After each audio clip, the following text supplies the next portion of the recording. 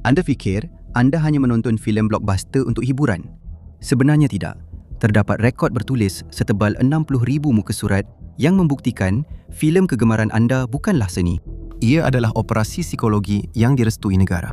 Eksekutif studio paling berkuasa di Hollywood tidak bekerja di Disney atau Netflix. Mereka bekerja di Pentagon.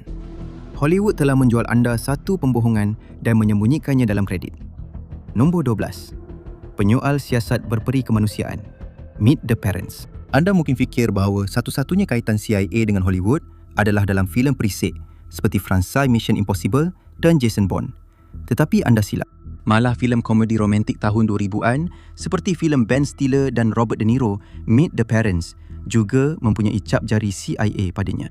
Dan bagi sesiapa yang belum menonton filem itu, watak Stiller bertemu dengan ibu bapa teman wanitanya buat kali pertama hanya untuk mengetahui bahawa ayahnya yang juga bakal bapa mentuanya adalah bekas ejen CIA. Di Hollywood, keaslian adalah matuang. Semakin nyata sesuatu filem itu dirasakan, semakin ramai penonton akan mempercayai jalan ceritanya. Dan semakin boleh dipercayai jalan cerita itu, semakin menguntungkan filem tersebut. Dan di sinilah Chase Brandon memainkan peranan. Dia adalah salah satu tokoh paling penting apabila berkaitan dengan hubungan gelap antara CIA dan Hollywood. Dia seorang lelaki yang begitu pelik dan menarik sehingga anda hampir boleh bayangkan sebuah filem dibuat mengenainya. Veteran CIA selama 35 tahun yang bekerja secara rahsia sebagai pegawai utama dalam perkhidmatan sulit. Dia berkata tentang peranannya di sini. Ini bukan kerjaya, ini bukan pekerjaan. Ini adalah gaya hidup. Dia juga seorang lelaki yang mendakwa telah melihat bukti muktamad tentang makhluk asing yang tersembunyi dalam fail sulit mengenai nahas Roswell pada tahun 1947. Dia kemudiannya menulis novel thriller konspirasi, The Kryptos Conundrum, dan mempunyai kaitan yang tidak dijangka dengan Hollywood. Dia adalah sepupu kepada legenda lakonan dan bintang Man in Black, Tommy Lee Jones. Tetapi hubungan itu lebih daripada sekadar fakta menarik. Sebagai pegawai kanan di CIA, dia menjadi jurucakap agensi tersebut dan pegawai perhubungan rasmi CIA dengan industri hiburan. Oleh itu, dia memainkan peranan dua hala yang menarik, memberikan pengetahuan dalaman terhad tentang operasi dalaman CIA kepada pembuat filem. Sebagai balasan, dia memastikan untuk melembutkan gambaran Hollywood terhadap agensi perisikan yang sering kontroversi itu. Jadi secara semula jadi, apabila penulisan dan kemudian produksi sedang dijalankan untuk Meet the Parents, Chase Brandon menjadi orang yang paling sesuai untuk dihubungi apabila melibatkan watak bapa mertua CIA, lakonan Robert De Niro, supaya kelihatan lucu dan realistik. Chase dengan gembira menjawab soalan-soalan yang boleh membangunkan watak dan latar belakangnya, sehinggalah satu soalan yang mengubah segalanya. Bagaimanakah rupa sebuah manual penyeksaan CIA? Rancangannya adalah untuk Stiller menemui salah satu manual ini di dalam meja De Niro sebagai petunjuk utama kepada kehidupan lamanya. Tetapi Chase Brandon menolak idea itu. Sebaliknya, beliau sangat mencadangkan agar filem itu menunjukkan petikan serta koleksi gambar watak De Niro bersama pelbagai tokoh awam penting untuk mendedahkan masa lalunya dalam CIA. Biasanya, apabila perubahan seperti ini dibuat, ia adalah untuk menjadikan filem lebih tepat. Tetapi keadaannya bukan begitu. CIA terbukti telah menghasilkan manual yang memberikan arahan untuk menculik dan menyeksa, seperti yang diedarkan kepada militan Honduras sebagai sebahagian daripada Perang Kontra. Perkara ini telah disahkan melalui dokumen Akta Kebebasan Maklumat yang dikeluarkan pada tahun 1997. Jadi perubahan ini bukan sekadar seorang pekerja CIA yang cuba membantu sebuah filem berpegang pada fakta. Ini adalah contoh jelas CIA memanipulasi penulisan industri hiburan untuk membersihkan beberapa elemen mereka yang paling serupa. Jika mereka sanggup melakukan ini hanya untuk satu jenaka visual dalam sebuah filem komedi romantik tahun 2000-an, sejauh mana mereka sanggup pergi untuk filem yang memaparkan mereka dan kepentingan mereka dengan lebih ketara? Nombor 11. James Bond versi CIA sendiri, Ryanverse. Separuh akhir abad ke-20 adalah masa yang sangat buruk untuk CIA dari segi hubungan awam. Organisasi pendahulu mereka, OSS, dipuji sebagai wira atas usaha mereka dalam Perang Dunia Kedua. Tetapi pada masa Chase Brandon cuba memperbaiki reputasi CIA dalam filem, mereka sudah terpalit dengan pelbagai skandal. Daripada pertukaran rejim yang tidak popular di selatan global, hingga kabar angin dan tuduhan penglibatan dalam penyeludupan dadah di dalam negara. Mereka adalah bayang gelap di dinding Amerika. Jadi, di mana lagi yang lebih sesuai selain Hollywood untuk mencuci imej itu hingga tampak sebagai kepahlawanan ala Amerika? Inilah sebabnya pada tahun 1990-an, kita mula melihat begitu banyak filem yang dihasilkan dengan input langsung daripada CIA. Patriot Games, Sebuah filem thriller Amerika tahun 1992 yang dibintangi oleh Harrison Ford sebagai bekas ejen CIA yang heroik, Jack Ryan, telah diadaptasi daripada novel Tom Clancy. Penggambaran agensi itu sangat diromantiskan. Ia hampir seperti surat cinta sinematik kepada CIA. Tom Clancy adalah kawan baik dan berhubung secara langsung dengan CIA. Jadi, Jack Ryan mewakili sesuatu yang telah lama diimpikan oleh agensi itu, iaitu James Bond versi agensi itu. Simbol yang boleh dipasarkan untuk memperbaiki sentimen awam dan meningkatkan pengambilan ahli baru. Chase Brandon secara kebetulan tidak suka James Bond dan berkata tentang Bond, "Kamu tidak menjalankan tugas kamu. Tujuan utama adalah untuk tidak menonjol." Namun begitu, CIA tetap memberikan sokongan penuh kepada Patriot Games. Mereka membenarkan beberapa lawatan ke Ibu Pejabat Langley untuk tujuan penyelidikan. Dan pasukan produksi bukan sahaja diberi kebenaran, malah digalakkan untuk membuat penggambaran di sana. Ia adalah jenis perjanjian yang sama seperti yang anda lihat dalam produksi seperti The Recruit dan Argo yang memenangi Oscar, di mana semuanya menampilkan ejen CIA dalam peranan utama dan heroik dengan kebenaran CIA. Dan walaupun Patriot Games bukanlah fenomena budaya seperti yang diharapkan oleh CIA, ia merupakan langkah awal dalam strategi jangka panjang untuk membina pengaruh budaya yang besar. Jack Ryan mungkin tidak seterkenal James Bond di seluruh dunia, tetapi dunia Ryan telah merangkumi 14 novel Tom Clancy, serta siri spin-off yang mengikuti anak Jack. Dunia ini mempunyai 7 filem berbeza di mana watak Jack Ryan telah dilakonkan oleh pelbagai pelakon, serta siri TV Jack Ryan yang sangat berjaya dengan pelbagai musim dari Prime Video yang bermula pada tahun 2018. Jadi, mungkin anda tidak terkejut bahawa semua ini membuat ejen CIA kelihatan seperti adiwira. Dan kita pun belum lagi sampai kepada adiwira secara harifiah yang kerajaan Alice Ras bantu bentuk. Nombor 10. Era Chase Brandon, The Recruit. Kerja Chase Brandon sebagai penerbit bayangan CIA tidak berakhir dengan Meet the Parents, malah jauh daripada itu. Kuasa sebenar beliau sebagai orang CIA di dalam Hollywood bermula pada tahun 1996. Di mana beliau membantu menghasilkan lebih daripada sedozen filem dan rancangan TV, sambil memastikan mereka menggambarkan CIA dalam cahaya yang paling positif mungkin.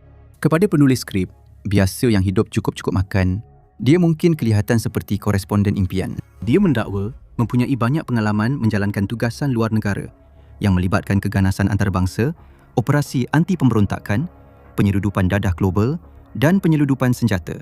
Sekarang itulah bahan utama filem aksi, asalkan anda sanggup terus ikut peraturan. Terutama apabila anda melihat garis masa kerjaya Brandon, ada yang berspekulasi bahawa kerja rahsia beliau yang dikatakan itu mungkin bertindih dengan operasi CIA yang paling kontroversi di Amerika Selatan pada tahun 1970-an. Operasi yang sama yang kemudiannya beliau habiskan bertahun-tahun secara senyap, cuba padamkan dari penceritaan Hollywood. Brandon sendiri mendakwa pernah menjadi penasihat teknikal untuk beberapa produksi Hollywood, termasuk The Recruit, Enemy of the State, Mission Impossible 3, The Bourne Identity dan sudah tentu Meet the Parents serta sequelnya yang mana kita tak boleh sebut namanya di YouTube. Tetapi terdapat bukti kukuh yang menunjukkan bahawa Chase Brandon adalah lebih daripada sekadar penasihat teknikal untuk The Recruit terutamanya. Dalam bukunya The CIA in Hollywood, How the Agency Shapes Film and Television, Tricia Jenkins mendapati bahawa Brandon pada dasarnya adalah otak di sebalik draft penuh pertama skrip itu. Penulis utama yang sepatutnya, Roger Town, hanyalah sekadar boneka yang hanya membuat sumbangan kecil. Satu pertukaran mesej yang bocor antara mereka berdua semasa proses penulisan menunjukkan Brandon berkata, petikannya, "Okey Raj, giliran kau untuk mula bekerja pada ucapan Medford. Saya malah akan beri awak peluang untuk menggambarkan dia." Sebenarnya, jelas ada semacam perjanjian berterusan di sini. Salah satu kredit penulisan tahun yang lain ialah filem thriller TV tahun 1999 In the Company of Spies yang juga dibuat dengan penglibatan CIA yang besar. Anda boleh berhujah bahawa Chase Brandon hanya mempunyai minat dalam penulisan dan pembuatan filem, dan penglibatan rasminya dengan CIA dalam filem-filem itu kebanyakannya sekadar sampingan. Dan skeptisisme itu mungkin boleh diterima jika CIA tidak cuba menyembunyikan sejauh mana penglibatan Chase Brandon. Laman web spyculture.com telah menjalankan penyelidikan yang meluas mengenai pengaruh Chase Brandon dalam industri filem. Ia juga telah menemui isu lama majalah What's News at CIA, iaitu majalah dalaman agensi itu sendiri, di mana nama Chase Brandon telah disunting keluar. Tetapi anda masih boleh mengenal pasti bahawa itu adalah nama Chase Brandon di bawah bar penyuntingan tersebut. Dari segi bayang panjang yang ditinggalkan oleh kerjaya Chase Brandon ke atas Hollywood dan secara tidak langsung persepsi awam terhadap CIA, peranannya boleh dianggap sebagai satu pelaburan yang sangat strategik oleh agensi tersebut. Tetapi keseluruhan situasi pengaruh berbayar ke atas filem ini sebenarnya jauh lebih besar daripada sekadar CIA sahaja. Ia adalah satu konspirasi yang tersembunyi secara terang-terangan yang merangkumi pelbagai cabang kerajaan Amerika Syarikat. Kuasa dan pengaruh CIA sebenarnya hanyalah setitis air dalam lautan jika dibandingkan dengan kuasa sebenar Jabatan Pertahanan. Nombor 9. The Blacklist, 13 Days. Salah satu tempoh paling tegang bukan saja dalam sejarah Amerika, tetapi juga sejarah manusia ialah krisis peluru berpandu cuba pada tahun 1962. Ketegangan diplomasi yang berada di hujung tanduk berbanding kemusnahan nuklear telah digambarkan dengan terkenal dalam filem thriller Kevin Costner tahun 2000, 13 Days. Dan itu adalah sebuah filem yang hampir anda tidak dapat tonton. Pentagon cuba menghukumnya kerana tidak menyokong naratif mereka. Kita telah melihat bagaimana sebuah jabatan kerajaan Amerika yang berkuasa boleh menyelitkan propaganda mereka ke dalam sebuah filem. Inilah yang berlaku apabila anda tidak bekerjasama. Membuat filem seperti 13 Days memberikan dua cabaran besar dari perspektif pembikinan filem. Yang pertama ialah jumlah peralatan ketenteraan yang anda perlukan untuk menunjukkan ketegangan Perang Dingin yang apokaliptik dengan tepat. Yang kedua ialah kerana kemajuan teknologi ketenteraan yang begitu pantas, sebuah filem yang berlatar tahun 1962 sememangnya merupakan filem berlatarkan zaman lampau. Untuk mengekalkan keterlibatan bagi peminat sejarah, filem seperti ini mesti memastikan peralatan ketenteraan adalah tepat. Ini bermakna kenderaan, senjata dan uniform yang tepat mengikut zaman hingga ke perincian yang paling kecil. Dan untuk tahap keaslian seperti itu, studio sering mendapatkan bantuan daripada Jabatan Pertahanan dengan memanfaatkan kepakaran daripada anggota yang masih berkhidmat dan koleksi muzium peralatan ketenteraan yang telah bersara. Sebelum komunikasi terputus, Pentagon telah menyediakan beberapa kapal, kapal induk dan pesawat dari zaman tersebut, termasuk USS Enterprise dan USS Joseph P. Kennedy Jr. Sumbangan lain daripada Jabatan Pertahanan termasuk sebuah F-8 Crusader yang dipelihara dan pesawat pengintip Lockheed U-2. Masalahnya ialah DOD tidak suka bagaimana filem itu menyampaikan beberapa kebenaran yang tidak selesa. Seperti Ketua Turus Bersama yang mendesak serangan nuklear pertama. Satu tindakan yang boleh menyebabkan berakhirnya semua kehidupan dan tamadun seperti yang kita kenali di bumi. Syukurlah, pihak yang lebih rasional berjaya mengawal keadaan. Tetapi tentera Amerika Syarikat tidak mahu orang ramai tahu bahawa mereka bukan antara pihak yang lebih rasional itu. DOD mendesak agar babak itu dikeluarkan dari filem. Tetapi para pencipta menunjukkan pendirian moral dan tidak berganjak. Tindakan berprinsip ini segera dihukum oleh DOD yang menarik semua sokongan mereka terhadap filem itu bersama dengan segala sumber fizikal mereka. Namun, walaupun jelas ini adalah usaha untuk menggagalkan penggambaran dari dalam, pasukan di sebalik 13 Days menunjukkan diri mereka sangat berdaya usaha. Mereka menggunakan Filipina sebagai pengganti Kuba, termasuk kawasan sekitar Pangkalan Udara Clark. Ia pernah dimiliki oleh Amerika Syarikat dan kini dikendalikan oleh Tentera Udara Filipina. Pangkalan itu juga kebetulan mempunyai pelbagai pesawat lama yang tidak lagi beroperasi di situ, yang menjadikannya berguna untuk mencipta semula suasana zaman filem tersebut. Mereka menua dan membaik pulih peralatan itu serta mengikatnya di belakang truk yang bergerak untuk menjadikannya kelihatan berfungsi. Dan ia berjaya. Walaupun tidak berjaya di box office, filem itu mendapat ulasan yang baik. Secara kebetulan, peluang untuk menayangkan filem itu di sebuah pangkalan tentera AS di Jerman telah dinafikan. Atas sebab yang sama, DOD menarik balik bantuan mereka. Peliknya, Kevin Costner masih berpeluang memberikan tayangan peribadi filem itu kepada Fidel Castro di Cuba. Walaupun 13 Days adalah contoh sempurna bagi corak penolakan itu, ia sebenarnya hanyalah salah satu daripada berpuluh-puluh filem ikonik yang ditolak oleh Jabatan Pertahanan untuk diberikan sokongan. Ini hanyalah beberapa contoh yang paling gila. Tentera darat pada mulanya menolak Forrest Gump atas beberapa sebab, termasuklah sindiran bahawa seorang lelaki yang mempunyai kecacatan mental akan dihantar untuk berperang di Vietnam. Ini adalah bertentangan sepenuhnya dengan kehidupan sebenar, di mana tentera melaksanakan projek 100,000, salah satu aib terbesar tentera dalam peperangan yang penuh dengan aib.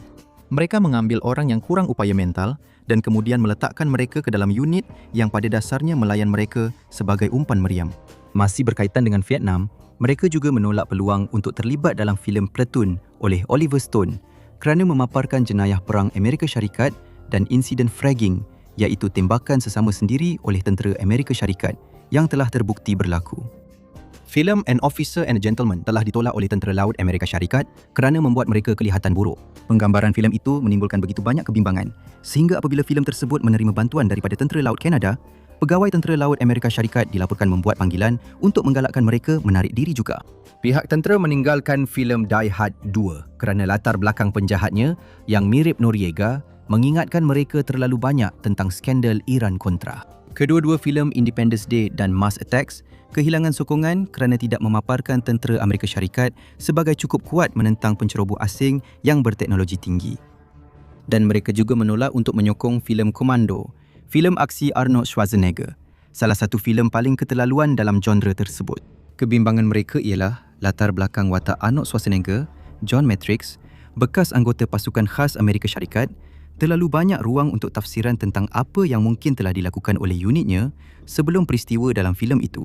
Akibatnya, alasan rasmi yang diberikan untuk penolakan itu ialah filem tersebut, petikannya, memberi gambaran bahawa tentera Amerika Syarikat mempunyai atau pernah mempunyai unit khas yang dilatih semata-mata untuk tujuan membunuh dan merompak. Semua ini mungkin membuat anda tertanya-tanya. Apakah pulangan sebenar pelaburan tentera untuk melakukan semua ini? Jadi, CIA dan DOD berusaha begitu keras mempengaruhi filem atau menyekatnya apabila mereka tidak bekerjasama. Bagaimana sebenarnya ia memberi manfaat kepada mereka apabila semuanya berjalan seperti yang dirancang? Jawapannya ialah manfaatnya sangat besar dengan huruf M besar, sama seperti MCU tertentu. Nombor 8. Kesan Captain Marvel. Pada tahun 2019, selepas kejutan besar Avengers Infinity War, semua mata tertumpu kepada Marvel Cinematic Universe. Tetapi satu bahagian terakhir perlu diletakkan sebelum penutup Endgame yang mencatat kutipan pecah panggung, iaitu memperkenalkan ahli teras terakhir pasukan, Captain Marvel. Dan selepas meraih hampir $1 bilion melebihi bajetnya, filem itu terbukti bukan sahaja menjadi kejayaan besar, tetapi juga untuk pihak berkepentingan rahsianya, Tentera Udara AS. Captain Marvel yang dimaksudkan ialah Carol Danvers, seorang juruterbang wanita tentera udara yang mendapat kuasa seperti dewa selepas bersentuhan secara tidak sengaja dengan makhluk asing. Jadi secara semula jadi, Tentera Udara AS melaburkan banyak masa dan sumber ke dalam filem itu. Para pelakon menerima latihan penerbangan daripada mendiang Major Stephen Cajon Delbano dari Thunderbirds. Sokongan tambahan datang daripada beberapa unit utama, termasuk sayap ujian ke-412 di Pangkalan Tentera Udara Edwards di California dan sayap pejuang ke-144 di Pangkalan Pengawal Udara Kebangsaan Fresno. Pangkalan dan skuadron lain juga terlibat dalam pembikinan filem itu. Tetapi perjanjian ini memberi manfaat kepada kedua-dua pihak. Brie Larson yang memainkan watak Captain Marvel mengambil bahagian dalam lawatan promosi di Pangkalan Tentera Udara Nellis bersama aktiviti promosi silang di saluran media sosial rasmi. Iklan pengambilan anggota Tentera Udara AS juga ditayangkan di pawagam sebelum filem itu semasa tayangan yang menjana kutipan berbilion dolar. Kini kita mempunyai data kukuh yang menunjukkan bahawa keseluruhan usaha promosi ini sangat berjaya untuk tentera udara. Mereka mencatatkan peningkatan tertinggi dalam permohonan wanita dalam tempoh 5 tahun. Disney meraih kejayaan besar untuk Jabatan Pertahanan dalam hal ini. Tetapi bagaimana jika kami beritahu anda bahawa hubungan syarikat itu dengan pasukan rasmi kerajaan AS telah wujud sejak beberapa dekad lalu? Sebenarnya, ahli terkemuka pertama dalam syarikat Disney yang mempunyai hubungan rapat dengan kerajaan AS ialah Walt Disney sendiri. Nombor 7. Ejen khas Walt Disney. Walt Disney bukanlah boneka Jabatan Pertahanan atau CIA. Sebaliknya, beliau merupakan orang dalam Hollywood pertama yang mempunyai hubungan rapat dengan FBI. Beliau malah melaporkan rakan-rakan animator dan pesaing perniagaan semasa FBI menjalankan pemburuan komunis dalam sistem Hollywood semasa zaman ketakutan merah. Fil rasmi FBI Disney yang diperoleh hasil permintaan Akta Kebebasan Maklumat menyatakan sebahagiannya oleh kerana Encik Disney merupakan penerbit utama filem kartun dalam industri perfilman serta kedudukan dan kenalan luas beliau dalam hal ehwal penerbitan filem adalah dipercayai bahawa beliau boleh memberikan bantuan yang berharga kepada pejabat ini. Dan oleh itu, saya mencadangkan agar beliau diluluskan sebagai orang hubungan SAC. Beliau mula direkrut pada tahun 1940 dan kemudiannya diberikan gelaran kehormat ejen khas bertanggungjawab, Special Agent in Charge Contact pada tahun 1954. Sebagai pertukaran untuk maklumat dalaman Hollywood, gambaran positif dalam filem-filemnya dan akses percuma ke Disneyland bila-bila masa mereka mahu. yang sememangnya salah satu keistimewaan. Disney diberikan akses dan hak untuk membuat penggambaran di ibu pejabat FBI.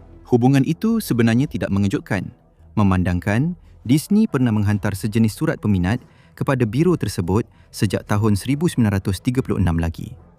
Minat bersama ini nampaknya berlaku dari kedua-dua belah pihak.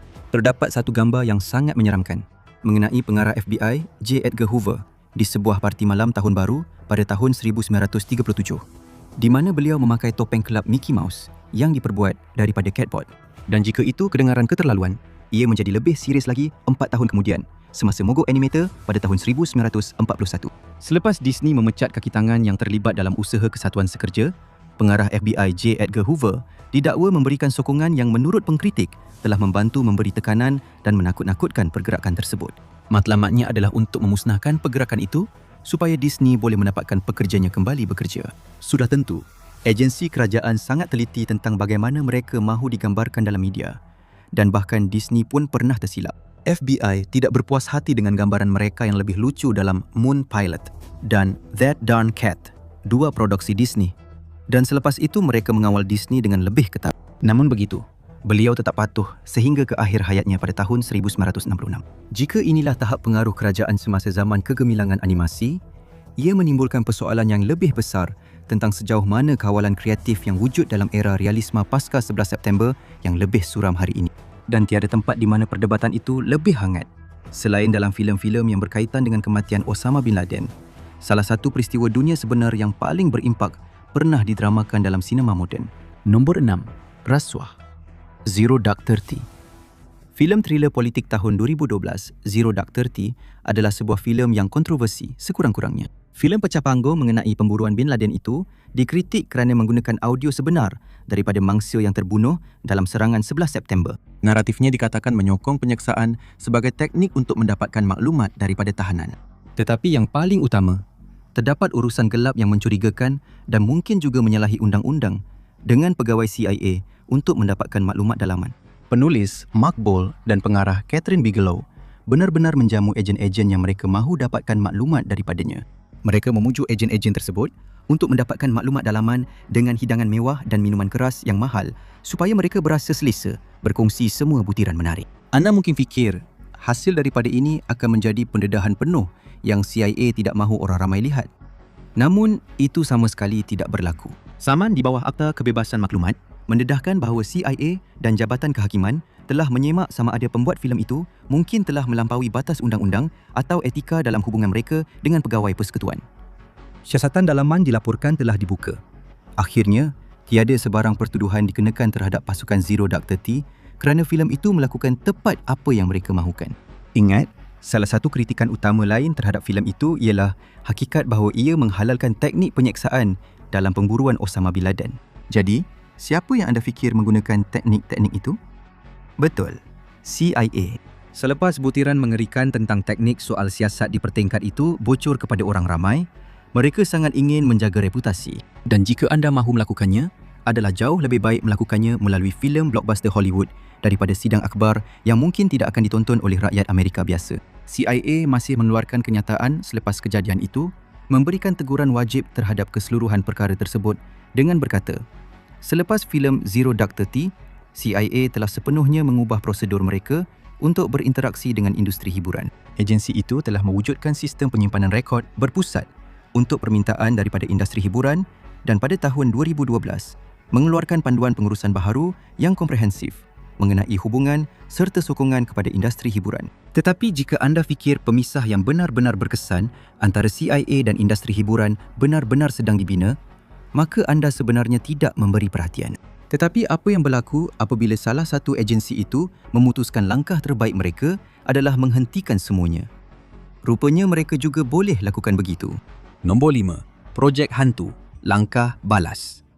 Adakah anda ingat filem thriller ketenteraan pertengahan 90-an bertajuk Langkah Balas yang dibintangi Gina Davis? Tidak. Sebenarnya, anda tidak ingat kerana disebabkan DOD, filem itu tidak pernah dibuat. Mungkin anda tidak terkejut apabila mendengar bahawa proses untuk memohon bantuan Jabatan Pertahanan dalam membuat filem penuh dengan kerenah birokrasi. Mereka akan meminta salinan penuh skrip gambaran jika mereka belum terlibat dalam projek itu sejak sebelum skrip ditulis. Pembuat filem sentiasa boleh menjangkakan memo yang sangat terperinci daripada mereka dengan semua perubahan yang diminta atau sebab-sebab penolakan secara langsung. Dan apabila ia berkaitan dengan langkah-langkah balas yang sepatutnya berlatar belakangkan Persekitaran Umum Tentera Laut AS, mereka mempunyai jumlah nota yang sangat banyak. Mereka tidak suka hakikat bahawa kemalangan nuklear berlaku di bawah pengawasan tentera laut dijadikan sebagai unsur plot kerana bimbang ia membuatkan mereka kelihatan tidak cekap. Mereka juga tidak suka watak rekrut tentera laut yang seksis dan suka mengejar wanita. Dan itu kerana tentera laut sedang terpalit dengan skandal gangguan selepas sekumpulan juruterbang tentera laut yang mabuk melakukan perbuatan keji terhadap 83 wanita dan 7 lelaki di sebuah hotel di Las Vegas. Ia adalah insiden yang begitu terkenal sehingga dikenali sebagai skandal Tailhook. Tetapi perkara yang benar-benar mematikan peluang untuk filem Countermeasures ialah plot konspirasi yang sedang didedahkan oleh protagonis. Ia sangat mengingatkan kepada skandal Iran-Contra. Seorang wakil tentera laut menyatakan, "Tidak ada sebab untuk kami memburukkan Rumah Putih atau mengingatkan orang ramai tentang skandal Iran-Contra." Mereka menafikan kru produksi akses kepada salah satu kapal induk mereka dan memandangkan keunikan utama filem itu adalah latar kapal induk. Tanpa kapal induk, tiadalah filem. Langkah serupa digunakan untuk menghentikan filem tahun 1993, Fields of Fire, yang ditulis dan berdasarkan pengalaman seorang veteran Perang Vietnam sebenar. Sudah tentu, memandangkan tentera darat Alis Lalim terlibat dalam beberapa jenayah perang yang dahsyat di Vietnam, askar-askar Alis Lalim digambarkan melakukan beberapa tindakan kejam yang benar-benar berlaku dalam kehidupan sebenar. Apabila pihak produksi memohon bantuan daripada tentera AS, permohonan mereka telah ditolak. Alasannya adalah petikan bahawa aktiviti jenayah seperti ini memang benar-benar berlaku dan direkodkan. Tetapi dengan memberikan sokongan rasmi kepada filem itu, Marine dan Jabatan Pertahanan secara tidak langsung akan menerima perkara tersebut sebagai aspek biasa dalam pertempuran yang malang tetapi dikesali. Oleh itu, filem itu tidak pernah direalisasikan. Menghentikan sebuah filem yang tidak akan membantu anda adalah kaedah kawalan kerosakan DOD yang murah dan mudah. Tetapi filem manakah yang benar-benar membuktikan bahawa membiayai sebuah filem blockbuster boleh mengubah segalanya? Nombor 4. Dosa asal Top Gun. Top Gun ialah filem dengan kutipan tertinggi pada tahun 1986 yang merupakan tahun yang sangat hebat untuk dunia perfilman. Tentera laut tidak mungkin dapat membayangkan iklan berbelanja besar yang lebih baik untuk menarik orang menjadi juruterbang mereka walaupun mereka cuba. Filem itu menonjolkan segala-galanya. Kemahiran, keterujaan, teknologi, ikatan dan persahabatan yang terjalin antara juruterbang. Dan ini bukanlah sesuatu yang mengejutkan. Tentera laut terlibat dengan sangat rapat dengan menyediakan kedua-dua peralatan dan kepakaran yang menjadikan filem pertama itu terasa seperti satu pengalaman mendalam ke dalam dunia yang biasanya tersembunyi. Tentera udara malah meletakkan meja pengambilan rekrut di luar beberapa tayangan filem itu hanya untuk menarik sesiapa yang berasa sangat bersemangat ketika mereka keluar dari pawagam. Kita juga boleh berterima kasih kepada Top Gun kerana penglibatan Pentagon dalam filem-filem lain juga. Glenn Roberts, bekas Ketua Pejabat Perhubungan Hiburan Pentagon, pertama kali mendapat inspirasi untuk menceburi kerjaya ketenteraan selepas menonton Top Gun ketika beliau baru berumur 16 tahun. Bagi tentera AS, ia memang hadiah yang terus memberi manfaat. Tetapi, sebanyak mana sebenarnya ia memberi? Kabar angin tentang peningkatan pengambilan sebanyak 500% adalah keterlaluan. Tetapi filem itu memang memberi kesan nyata kepada tentera laut dan nampaknya secara langsung menyebabkan peningkatan sebanyak 8% dalam bilangan bakal juruterbang yang mendaftar. Belum lagi peminat besar watak Tom Cruise, Maverick, yang membawa kepada perubahan positif secara keseluruhan dalam pandangan orang ramai terhadap anggota udara tentera laut pada masa itu. Jelas sekali, pihak tentera sangat berpuas hati secara dalaman dengan kejayaan filem pertama kerana mereka berharap kejayaan yang sama akan berulang dengan filem kedua Top Gun Maverick. Dan mereka secara terbuka menyatakan perkara yang biasanya tidak disebut tentang hal ini. Mejar Jeneral Edward Thomas, Ketua Perkhidmatan Pengambilan Tentera Udara berkata, apabila filem Top Gun asal dikeluarkan, tentera laut dan tentera udara menerima peningkatan pengambilan rekrut yang agak baik. Kami berharap orang ramai kembali teruja tentang apa yang kami lakukan. Kami hanya mahu mereka datang sertai kami. Kami mahu mereka berasa teruja untuk berkhidmat dalam tentera. Pengaruh dalam sebuah filem yang secara literal mengenai latihan untuk menjadi juruterbang handal tentera laut memang jelas. Tetapi terdapat wang sebenar yang dipertaruhkan dalam Fransai di mana niat sebenar mereka boleh dikatakan tersembunyi. Nombor 3. Suapan $100 juta. Transformers. Adaptasi Transformers oleh Michael Bay mungkin kontroversi dalam kalangan sebahagian peminat asal franchise ini, tetapi ia tidak dapat dinafikan adalah filem pecah panggung dengan pengaruh budaya yang sangat besar. Itu menjadikan mereka pentas yang sangat menguntungkan untuk tentera memaparkan hujah mereka kepada rakyat Amerika. Dalam filem pertama, hubungan antara produksi dan tentera agak rapuh. Dengan Michael Bay mahu meningkatkan peranan tentera dalam filem itu supaya ia tidak kelihatan terlalu kebudak-budakan. Namun, menjelang filem kedua, kerjasama itu semakin kukuh. Ahli-ahli Pentagon dan kaki tangan produksi peringkat tinggi bertemu sebelum skrip ditulis, dengan Pentagon berusaha mendapatkan peranan yang semakin besar. Mereka kemudiannya meminta penulisan semula skrip selepas draft pertama, yang mana Bay sangat bersetuju untuk memenuhinya. Kita sedang melihat lebih daripada $100 juta nilai peralatan tentera yang disewa untuk sebuah filem asal yang mungkin dibuat dengan kos kurang daripada $200 juta. Pihak tentera dengan senang hati menanggung kerugian dalam produksi seperti ini demi kebebasan mengawal skrip. Ia adalah satu bentuk sogokan bawah meja yang luar biasa, tetapi sepenuhnya sah di sisi undang-undang. Walaupun Maverick dan Jack Ryan jelas merupakan kawan baik kepada DOD dan CIA, mereka nampaknya tidak seberapa jika dibandingkan dengan mendapat restu tersirat daripada Bumblebee dan Optimus Prime. Tetapi dalam era kita yang dikuasai oleh penstriman dan minat terhadap pawagam semakin berkurangan, ganjaran sebenar bukan sekadar mengawal filem, tetapi mengawal apa yang anda tonton di skrin kecil. Nombor 2. Propaganda CIA akan disiarkan di televisyen. Sejak zaman awal HBO, sering dikatakan bahawa TV ialah pawagam baharu. Rancangan berprestij seperti Breaking Bad dan Game of Thrones menunjukkan bahawa televisyen boleh mendominasi budaya. Dan di mana sahaja ada kuasa yang mendominasi budaya, di situ ada CIA cuba mendapatkan bahagiannya. Dan bilangan rancangan televisyen popular yang melibatkan CIA memang sangat mengejutkan. Drama CIA 2 musim, The Agency, dengan peliknya meramalkan perang CIA yang bakal berlaku dengan Bin Laden sebelum serangan pengganas 11 September. Ia adalah satu lagi projek Chase Brandon yang direka untuk menjadikan kerja agensi itu kelihatan menarik, seksi dan yang paling penting untuk keselamatan rakyat Amerika Syarikat biasa. Alias, satu lagi trailer perisik CIA juga jelas ada campur tangan ejen khas di sebaliknya. Ia diterbitkan oleh J.J. Abrams yang mempunyai sejarah bekerja dalam filem-filem yang dibantu CIA dan tentera seperti Armageddon, Forever Young dan Mission Impossible. Dan Jennifer Garner, bintang utama rancangan itu, kemudiannya dipilih sendiri oleh Chase Brandon untuk membintangi iklan pengambilan CIA. Siri Jonathan Nolan, Person of Interest, mempunyai dua perunding tentera yang terkenal, James D. Dever dan Tony Camarino, di mana Tony Camarino merupakan seorang penyoal siasat tentera profesional. Tetapi tahap pelibatan itu tidak seberapa jika dibandingkan dengan The Americans yang ditulis oleh bekas pegawai CIA Joe Weisberg, dengan skrip-skrip yang disemak oleh ahli CIA yang masih aktif untuk memastikan ketepatan. Dan mungkin yang paling banyak dipengaruhi oleh CIA adalah Homeland, kisah tentang seorang ejen CIA yang membongkar serangan pengganas di tanah Amerika Syarikat. Ia melibatkan ejen CIA semasa dan bekas seperti Chuck Hogan dan John McGavin sebagai penasihat produksi. Babak-babak telah dirakam di ibu pejabat CIA di Langley, yang anda sudah tahu tidak akan berlaku jika mereka tidak menuluskan kandungan dalam skrip. Barisan pelakon malat Langley dan mengadakan tayangan peribadi untuk rancangan itu. Kompleks hiburan tentera memang sangat besar. Ia lebih besar daripada apa yang pernah disedari oleh kerajaan AS. Dan semuanya benar, terkandung dengan rapi dalam dokumen rasmi. Nombor 1. Audit 60,000 muka surat. The Shadow Studio. Menonton video ini mungkin telah memberi anda gambaran tentang jumlah filem dan rancangan TV yang melalui proses penapisan oleh pegawai perhubungan industri hiburan CIA. Tetapi jumlah sebenar masih mengejutkan. Lebih daripada 2,500. Itulah jumlah yang boleh diveto oleh CIA dan Pentagon. Dan ia lebih banyak daripada keseluruhan katalog Disney+. Lain kali anda menonton filem atau rancangan TV, semakin realistik gambaran CIA atau tentera itu, semakin besar kemungkinan rasa keaslian itu sebenarnya dibina dengan teliti. Dan apa yang kelihatan seperti realisme, kadang-kadang boleh menjadi pengaruh penceritaan yang paling berkesan. Mahu lagi pengetahuan dalaman CIA yang mencurigakan? Jadi, tontonlah kisah sebenar di sebalik CIA dan kokain crack.